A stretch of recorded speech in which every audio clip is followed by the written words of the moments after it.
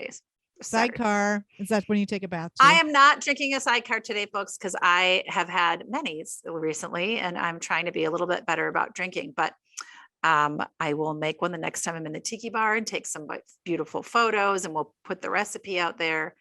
But you said you use Comier and Courvoisier. I use Courvoisier. It's a little fancy, but that's all they had. Combier, you can use Cointreau or Combier.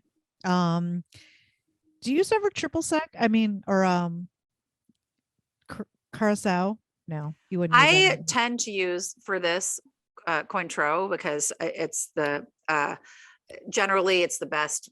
You know, it's interesting. Did you read that article about the orange liqueurs? Yeah. There's a lot of orange liqueurs. You know, Cointreau is it's sweet, but Grand Marnier is made of brandy and it's got more of like a bright orange taste. And then Curacao is more, I don't say bitter, but it's dry, right? And then Comier is a little dry. It's sort of like sweet, dry, but you know, less citrusy. Anyway, you can use any of them. I prefer Cointreau, and I would use, if I were making this, I'd use Pierre Ferrand cognac, which is like $50 a bottle, and Cointreau. Yeah, and $50 a bottle is about standard for cognac anyway. Yeah, and you don't use a lot. I mean, cognac isn't an everyday thing. So, you know, I go through rum like water, but you know, I don't go through cognac, you know, nearly as much. So, you know, this is probably my third bottle since I've had the bar. Yeah, I love this drink. I love a Sidecar, you guys. Me too. It's bright. But it has a really warm, because of the cognac or the brandy. It's just really, really warm. You know, so it's got that kind of like you could see sipping it, you know, at a fire, but it's not like whiskey burned on your throat kind of sipping your drink at a fire. Right. And so I like it because it's dry. It's got that dry taste that leaves you wanting more.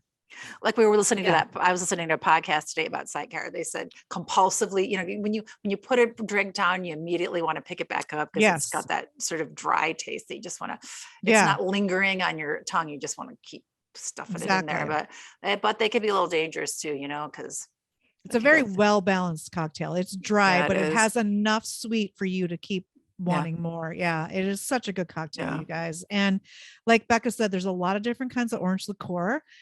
Don't get hung up on that. You know, if you're going to get an orange liqueur, you can always make, from the book that I just reviewed, How to Cocktail, they have an orange liqueur recipe that's a brandy base. I'm going to try it. Don't get triple sec though. Don't get triple sec. Yeah. But you know, get a bottle of Cointreau because you're going to use it in margaritas. You're going to use it in tiki drinks. You're going to use it for a lot of different drinks. So get a bottle of Cointreau. Yeah. Or make it yourself. They make this half bottles. They make the smaller half bottles. Get a smaller bottle, so you're not spending a lot of money. Because you know, a lot that stuff can add up. And again, it's not something you're going to use a lot. It's funny. I think I told you I have a sort of a cocktail acquaintance online, and we were talking about orange liqueurs. Anyway, she decided to make a Sidecar with 4 or 5 different orange liqueurs. So she made one with Cointreau, with Grand Marnier, with Curacao, and it wasn't Comier, it was something else. But anyway, I need to make it with Comier. So I love that idea. And she said that the Cointreau was the best in her opinion.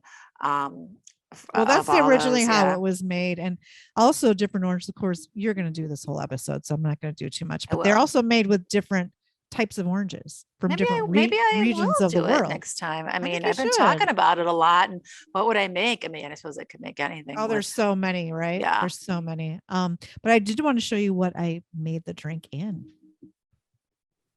Oh yeah. So we have a little bit of an announcement. So I brought Jennifer, because her birthday is coming up, the oh my God, why is my brain Elevated Craft shaker, and it's an amazing shaker. It ain't cheap, but it's the things I love about it are it's so worth it. Have you used it? Right? I love that it's an all-in-one. It never leaks. It is it's insulated, so it never gets cold. The only thing I don't like about it is you don't know if it's cold enough because it's insulated. Yeah. It never leaks. The top screws on, which is great because when you flip it around, it has a 6-ounce measuring, up to 6 ounces measuring thing. Now, this is the Cadillac of shakers for sure. In my mind, I'm sure you could go. I'm sure there's some dude who's like, there's this faker in France that's and all Right, that. Fuck that right. dude. This Yeah, is I the hate that guy. shaker. If you were America's Test Kitchen, this is what they would tell you to get. Right. Get the shaker. We are going to be giving one away on after our next episode. We got to figure out exactly what it is, but stay tuned because if you tag us, or we'll have to figure out exactly what kind It'll of be promo we're after going we to drop do. this episode. So when we drop this Yeah. episode, because it's in a Mhm. week, that gives you time. What's in a week? Oh yeah, we'll drop this episode. Oh, that's right. Because it'll Yeah. then. So after we drop this episode, we'll let you know what the promotion will be. We're not quite sure what it is, but we have an extra one to give away to you, to send you free of charge to wherever you're at. And it's a huge deal because that totally, I want to get another one. And that thing changed my life.